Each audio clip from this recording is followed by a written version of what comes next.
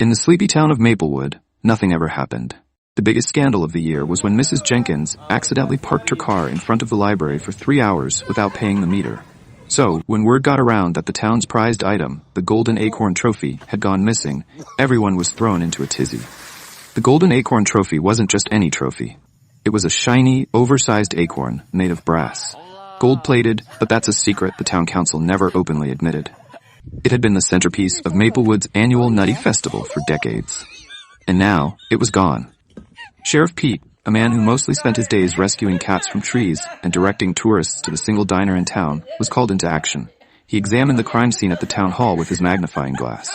No signs of forced entry. Just one clue, a trail of tiny paw prints leading out the back door. Paw prints? Pete mumbled to himself. What kind of sophisticated criminal leaves paw prints? The town gathered at the gazebo for an emergency meeting. Conspiracy theories flew like maple seeds in the wind. Some blamed rival towns, others suspected rebellious teenagers. But it was 8-year-old Timmy Jenkins who solved the mystery with a simple observation. Sheriff Pete, those look like squirrel tracks. The crowd gasped. Could it be? Could squirrels have orchestrated the greatest heist Maplewood had ever seen? Pete decided to stake out the park with binoculars, armed with a bag of peanuts and an overly confident attitude. He set up a chair by the giant oak tree in the center of Maplewood Park and waited. Hours passed. Nothing. Just as he was about to call it a day, a peculiar sight caught his eye. A gang of squirrels, about 7 of them, was scurrying across the park, carrying what appeared to be the Golden Acorn Trophy. The largest squirrel, a particularly chunky fellow with a patch of missing fur on his tail, seemed to be the ringleader.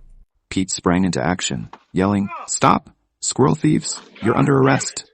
The squirrels froze for a moment as if surprised to be caught, then bolted. Pete chased after them, but let's face it, he wasn't exactly in marathon shape. The squirrels darted up trees, across branches, and into a hidden burrow at the base of the oak. Pete crouched near the burrow, panting and muttering, "You think this is over? You've got another thing coming, you bushy-tailed bandits."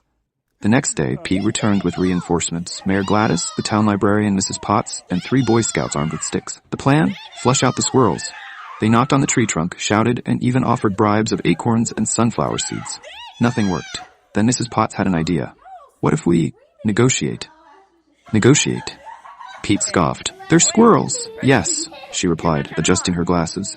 "But clearly, they're intelligent squirrels." So, the town set up a tiny table with a miniature flag of truce near the burrow. Pete left a microphone on the ground, because squirrels might not speak English, but you never know, and they waited. Hours later, the squirrels emerged, led by their chunky leader. To everyone's amazement, the squirrel dragged the Golden Acorn Trophy to the table and pushed it forward. In return, the squirrels seemed to expect something. "What do they want?" Timmy whispered. Mrs. Potts, who had a way with animals, observed carefully. "They want peanuts. Lots of peanuts." A deal was struck. The town provided the squirrels with a weekly supply of peanuts, and in return, the squirrels agreed not to steal anything else. The Golden Acorn Trophy was returned, slightly scratched but otherwise intact. The Nutty Festival went on as planned, and the squirrels became local celebrities. Tourists flocked to Maplewood to see the Squirrel Heist gang, who now had their own special tree roped off in the park. Sheriff Pete, though, never lived it down.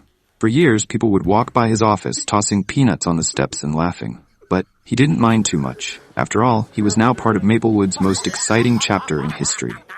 And the squirrels, they lived happily ever after, fat and content, plotting their next move, because everyone knows you can never trust a squirrel with a taste for mischief. Hope you enjoyed this tale.